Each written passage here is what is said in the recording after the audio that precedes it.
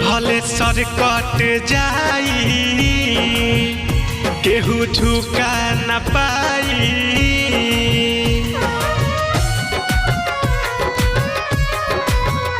भले सर कट जाई केहू झुका न पाई। अबली आतंक नहीं पंगा हो, ऊंचा लहरी तिरंगा भारत के फहरी ऊंचा तिरंगा, देशवा के लहरी ऊंचा तिरंगा। भले सर कट जाई केहू झुका न पाई।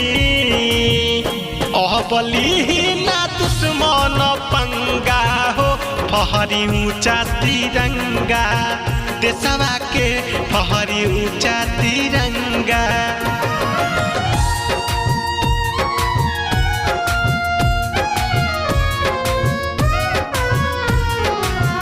देशवा के फहरी ऊंचा तिरंगा।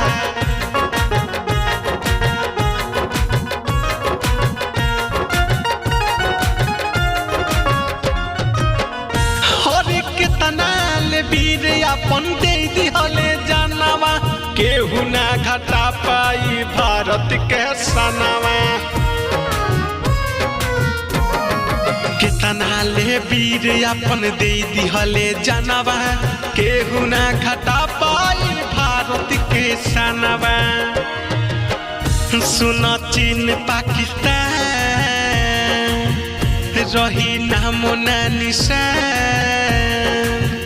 सब छूट जाई कोइल तोहर दंगा हो, ऊंचा फहरी तिरंगा भारत के फहरी ऊंचा तिरंगा, देशवा के फहरी ऊंचा तिरंगा।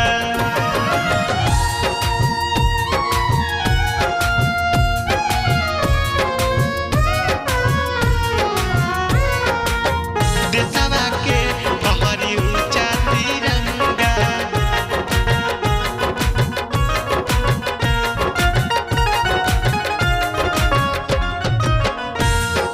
ईट के जवाब अब पत्थर से दियाई, देखल जाई तोहनी के अब बचाई।